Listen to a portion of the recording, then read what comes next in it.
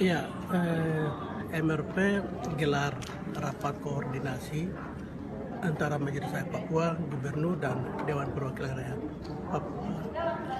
Rapat koordinasi ini dalam rangka menyikapi satu situasi yang terjadi di Papua. Reaksi sosial di masyarakat orang asli Papua terkait dengan perubahan kedua Undang-Undang 21 tahun 2001 yang dilakukan oleh pemerintah pusat, di mana evaluasi Undang-Undang otonomi khusus itu hanya dilakukan oleh pihak Jakarta. Kemudian perubahan itu hanya 2 pasal, yaitu pasal 34 dengan 76. 34 terkait dengan keuangan DAU 2%, kemudian pasal 26 itu terkait dengan pemekaran atau DOB. Oleh karenanya, Majelis Rakyat Papua sebagai lembaga negara, tetapi juga lembaga kultural, merasa dirugikan.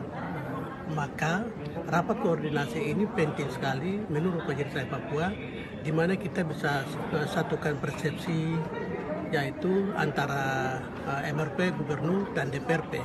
Dan kemudian hasil koordinasi ini akan melahirkan solusi-solusi menjadi rekomendasi nantinya disampaikan kepada pemerintah pusat. Kebetulan perubahan kedua undang-undang ini sudah ada di ranah DPR, yaitu DPR RI. Oleh karenanya Majelis Rakyat Papua merasa penting melakukan koordinasi, kemudian berkomunikasi juga dengan pihak Jakarta, terutama DPR RI. Rapat koordinasi dilaksanakan selama 3 hari di Hotel Sunyi di Sentani di sini, dan ini hari kedua. Kebetulan hari kedua ini adalah rapat koordinasi antara Majelis Rakyat Papua dengan MPR RI, kemudian Menteri Dalam Negeri. Tetapi hari ini kami hanya bisa mendapatkan kesempatan, yaitu Ketua MPR RI, Ketua for MPR RI Papua, yaitu Joris Rawai, dan sekjennya, kemudian beberapa anggota. Waktu Jakarta jam 10 tadi sudah berkas siap untuk menerima, sekaligus Ketua MPR RI menyampaikan mendengarkan aspirasi dari MRP, yaitu MRP menyampaikan pendapat terhadap perubahan rancangan yang ditetapkan melalui rapat pleno MRP kemarin. Kemudian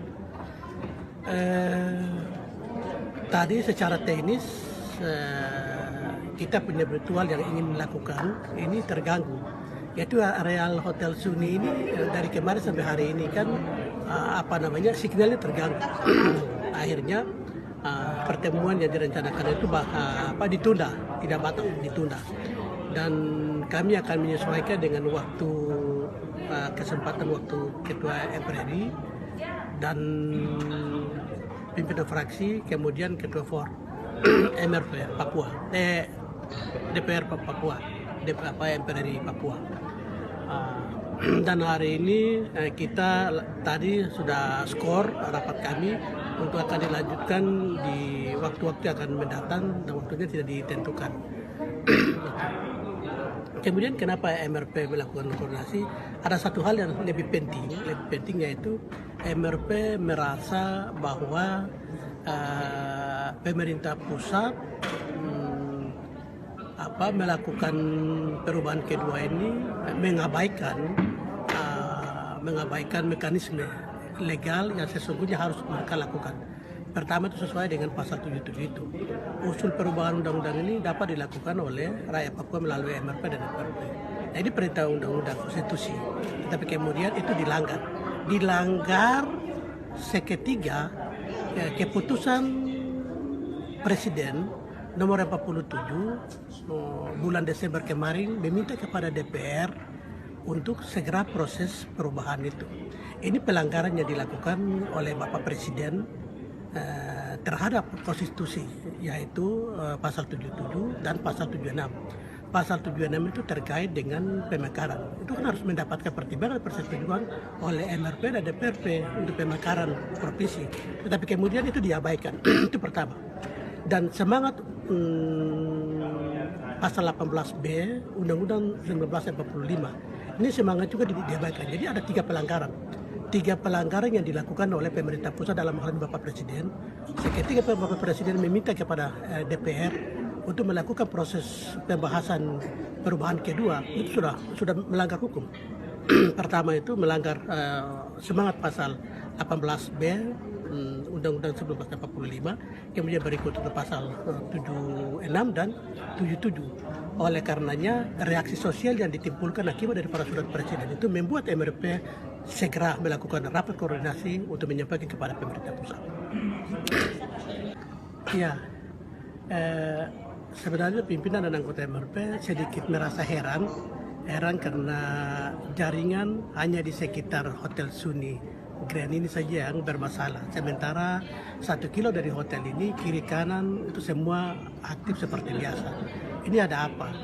Kalau memang itu ada unsur kesengajaan, maka kami dirugikan sudah 2 kali.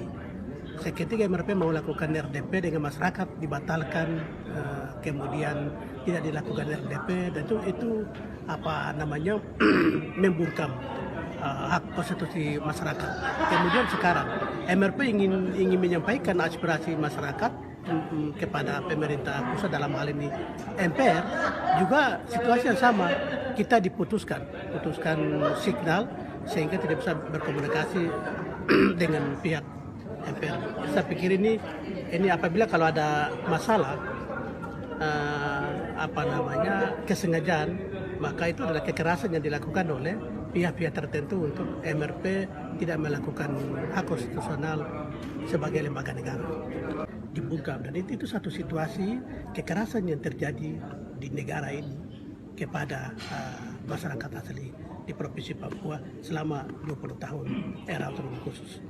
Sehingga kami merasa hasil evaluasi kemarin sukses. Bukan gagal, tapi kita MRP sukses dan rakyat Papua sukses. Rapat pembukaan koordinasi antara Gubernur MRP dan MPRP kemarin, kami telah menyerahkan hasil RDP rapat dengan pendapat di 5 wilayah adat kepada Gubernur dan DPRP, dan kami akan bagikan seluruh institusi, terutama di Jakarta kepada Presiden, Kementerian, dan lembaga terkait. Kemudian para bupati, wali kota juga kami akan kasih, di mana RDP yang dianggap tidak dilaksanakan, tetapi itulah hasil yang kami tempuh. Kemudian di dalam tidak dilaksanakannya rapat dengar pendapat itu justru membuat satu pusat tidak mendengarkan aspirasi rakyat Papua melalui Majelis Papua yang dilakukan oleh Majelis Papua ini. Maka terakhir MRP akan tempuh yaitu proses hukum. Kita akan gugat di MK. Semua hasil yang diputuskan oleh Jakarta kami akan gugat di MK. Kami MRP dan rakyat Papua tahu bahwa kami akan dikalahkan karena kekuasaan negara ini. Tapi sebagai tanggung jawab moral kami akan gugat di MK.